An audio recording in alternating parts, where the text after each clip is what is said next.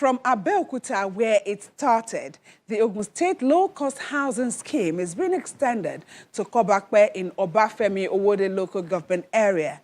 Some of the residents of the area see this as a step towards reducing the housing deficit in the state. Ogun State is a major industrial hub in Nigeria. Well, this is partly because of its proximity to Lagos, Nigeria's commercial capital and the fifth largest economy in Africa.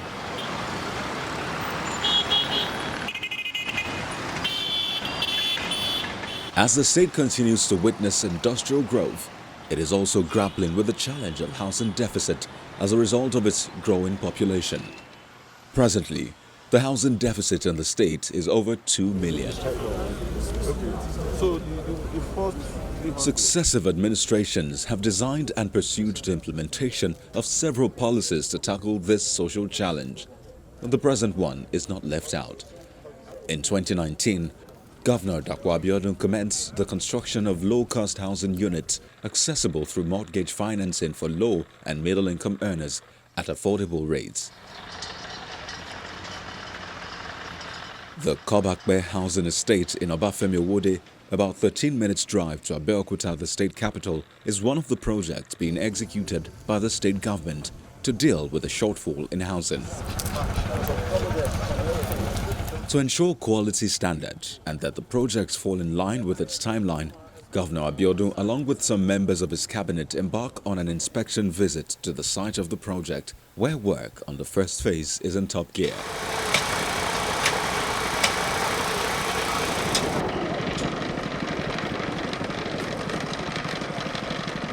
With the aid of the layout design, Governor Abiodun is briefed on the scope and extent of the work done. When you look at where we started from Kemta, which we built the first phase of about 125 housing units of 2 to 3 bedroom expandable units.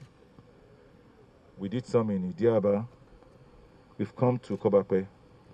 The first phase of this project is 500 units of 2 and 3 bedroom expandable units.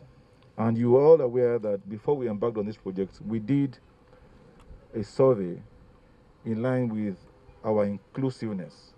We wanted to be sure that the houses we are providing meet the expectations of our people, both in land size, both in the size of the building themselves, both in affordability and location particularly, because we've seen housing estates built in this state in the past that have become a den of destitutes. Nobody bought them, and they're still there as we speak. I think we got this right because Kenta was oversubscribed. Even this one that we just started roofing is already becoming oversubscribed. What we're doing here, we're doing in Sagamu, we're doing in Ikene, we're doing in Ijebu, we're doing in Ota, we're doing in Ilaro. We're targeting 2,000 housing units. That will be a history. By deploying direct labor, the project offers employment for the entire value chain of the building industry. Artisans and unemployed youths are engaged in different aspects of the work.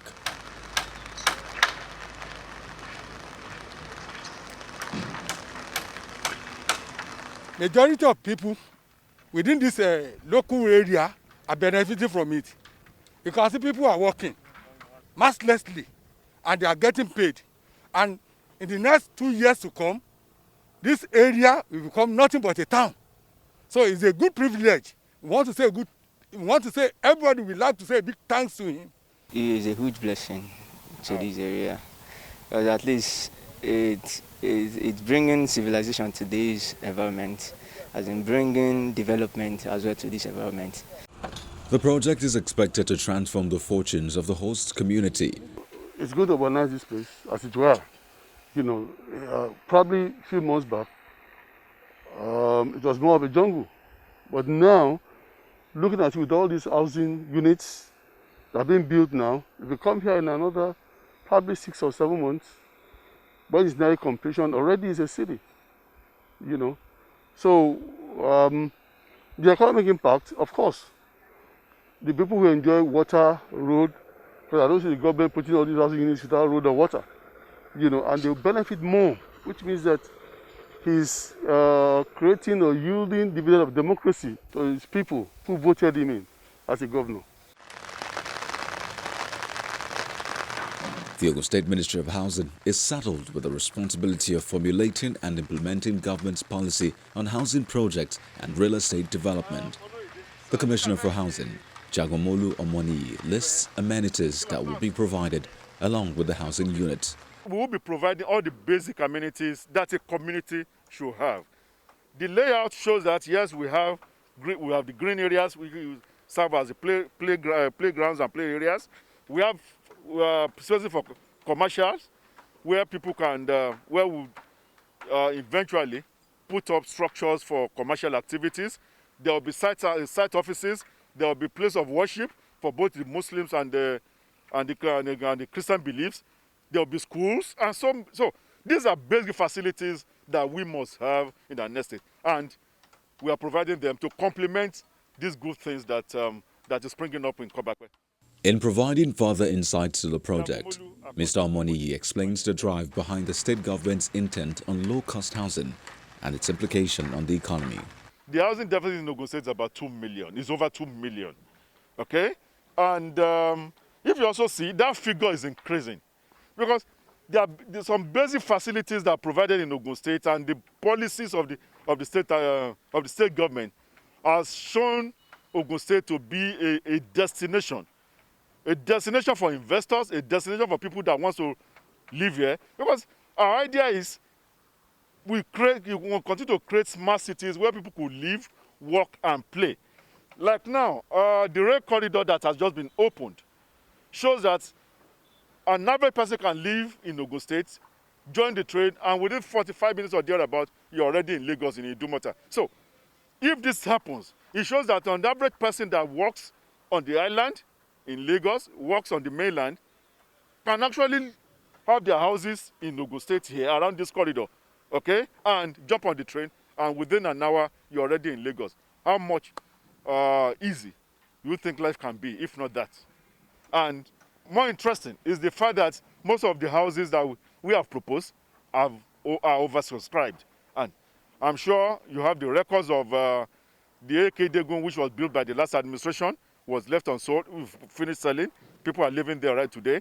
The Prince Court Estate of 130 units that the state government commissioned last year, oversubscribed, already allocated. And here in Kobakwe, where we are presently putting up 300,000 units to be commissioned by May 2021, I can also tell you that these housing units are already oversubscribed. So this gives the government the courage and the encouragement to continue to deliver this housing unit for the people, because the government is more focused on delivering what the people want, not what the state government feel the people want. Okay? So we've assessed the basic needs of the people, and we see that housing is very important and paramount. And that's why the state government is being encouraged to do more in terms of provision of these basic facilities. The focal point is that, yes, we are creating smart cities, and at the same time, we are creating employment for the low-income people, so that the artisans, be it bricklayers, welders, and we have means of sustainability, means of livelihood by providing the direct jobs for them. And these are things that the state government has been able to demonstrate over a period of time. The low-cost housing project currently going on in Abeokuta, Kobakwe, and Sagamu has been extended to other areas for equal accessibility, including Ijebu, Ilaro, and Ota. The Ogun State government says it hopes to provide 2,500 housing units by 2023.